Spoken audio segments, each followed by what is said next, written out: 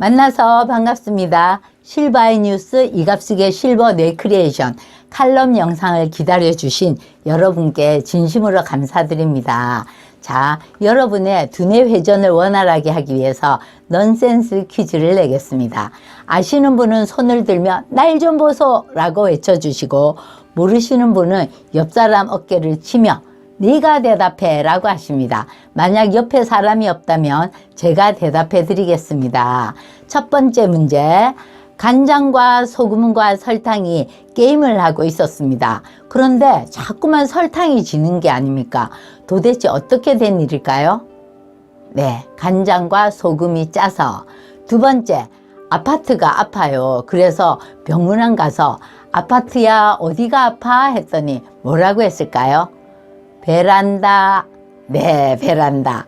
세 번째, 우리나라 도시의 많은 시장님들이 가끔 뇌물을 잡수시고 고발 고소를 당하는데 이유가 뭘까요? 시장에서. 네, 언어 유희를 이용한 퀴즈 스팟으로 여러분께 더 가까이 가고자 시도해 보았습니다.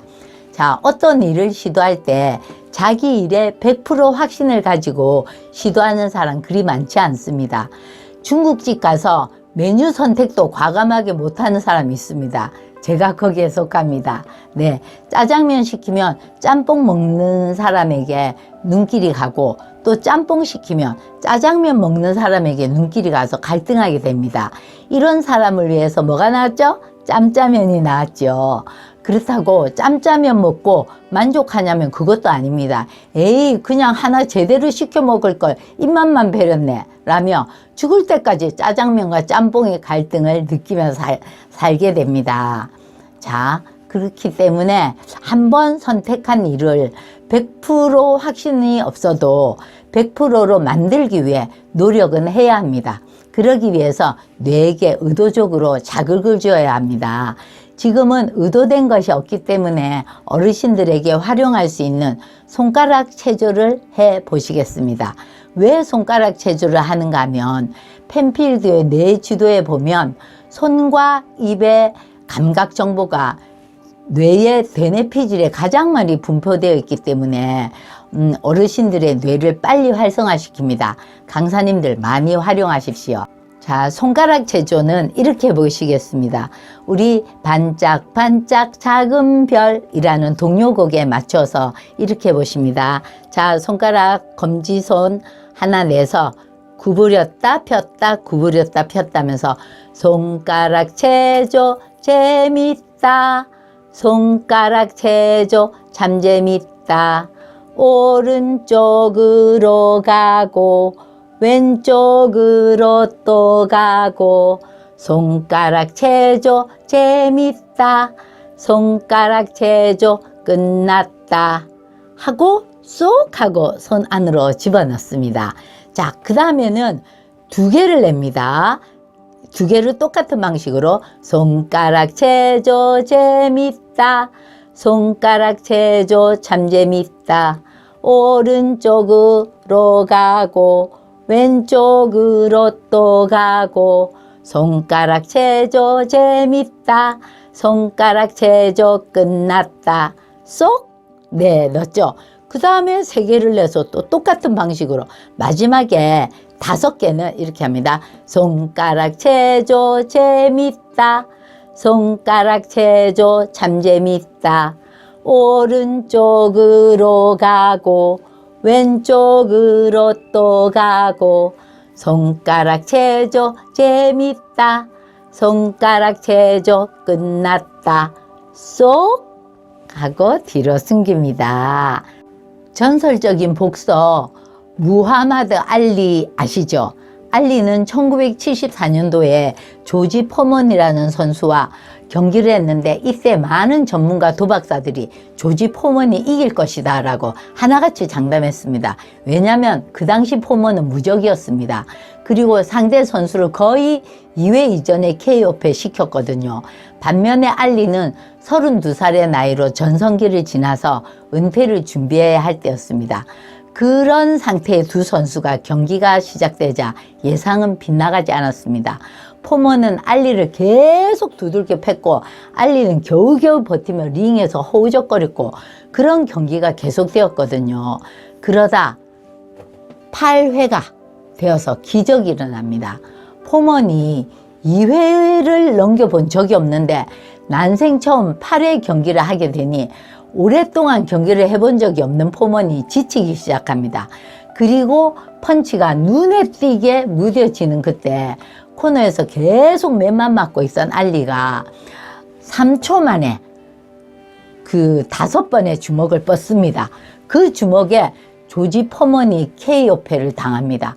그 한순간에 상대를 제압했던 그 뜨거운 함성과 열정을 잊을 수가 없습니다. 모두의 예상을 뒤엎는 대단히 충격적인 한판승이었죠. 자, 제가 초등학교 때였는데 그 뒷날 학교는 물론 온 동네 온 나라가 무하마드 알리 이야기로 난리도 아니었습니다. 네, 알리는 어떻게 이 경기를 이길 수 있었을까요? 인터뷰 기사를 보니까 알리의 작전이 있었습니다. 힘으로는 포먼을 이길 수가 없으니까 지치기를 기다리기로 했던 것입니다. 그래서 일부러 로프에 기대어서 포먼의 펀치를 로프와 함께 받아들이며 이제 최대한 포먼이 지치기를 기다렸다가 그 한순간이 오니까 딱 3초 만에 그동안의 열세를 완전히 뒤집는 뒤집기 한판승, 이것이 알리의 전략이었습니다. 네, 상상해 보세요. 로프에 기대어 맞으면서 얼마나 한계를 느꼈겠습니까? 그 한계를 깨부수기까지 얼마나 도망가고 싶었을까요? 우리가 사는 시대는 통계 확률 이런 것들이 거의 정설이죠. 그래서 사람들은 확률적으로 통계학상 나오는 것을 확실하다고 믿습니다. 그런데 이렇게 예상을 빗나가는 한판 뒤집기 역전승이 존재합니다. 네, 무하마드 알리가 재미있는 말을 했습니다. 모든 사람은 누구나 계획을 가지고 있다. 한 대 처음 맞기 전까지는. 네, 우리의 삶의 현장을 단적으로 표현한 것 같습니다. 특히 강사님들이 잘 느낄 것 같습니다.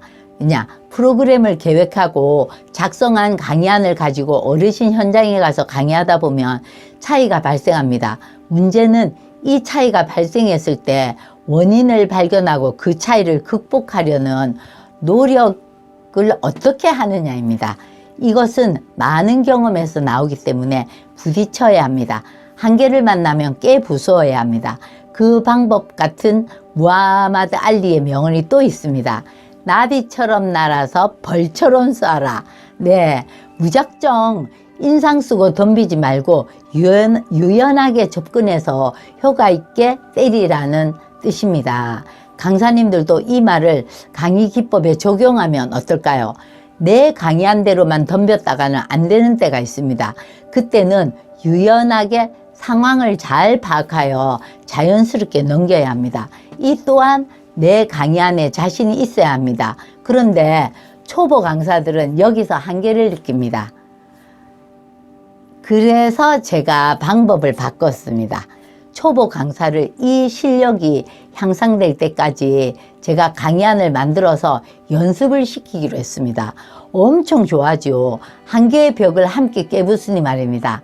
그래야 초보 강사들이 강의처럼 나갈 수 있고 한 번만 나가면 자신감을 얻어서 실력이 상당히 빠르게 향상될 수 있기 때문입니다. 철학자 칸트의 강의는 항상 인기가 있었다고 합니다. 그는 항상 재밌고도 흥미진진한 일화로 수강생들의 머리와 마음을 달궜고 그런 뒤에 짧고 분명하게 강의의 핵심을 이야기하고 청중들의 눈에 더 듣고 싶어하는 기운이 남아있을 때 강의를 그칠 줄 알았다고 합니다. 저도 칸트의 강의안을 모델로 그렇게 만들어 보려고 노력했습니다. 재미있는 도입과 늘어지지 않는 템포, 그리고 적절할 때 주제를 강렬하게 펼치는 타이밍, 이런 강의안을 여러 개 가지고 초보 강사들을 계속 연습시킨다면 언젠가는 응용력이 생겨 프로 강사가 될 것이라 확신하기 때문입니다. 절대 불리하고 불가능할 것 같은 저와 여러분의 인생에 뒤집기 한판승이 현실이 되길 바라며 한계를 깨부숴 봅시다.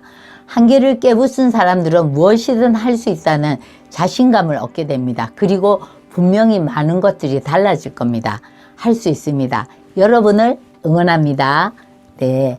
자, 유튜브로 이 영상을 보시는 분 중에 도움이 되셨다면 구독과 좋아요 눌러주시고, 이 내용 한글 파일이 필요하신 분은 실바이뉴스 칼럼방에 가셔서 복사해 가시면 되겠습니다. 감사합니다.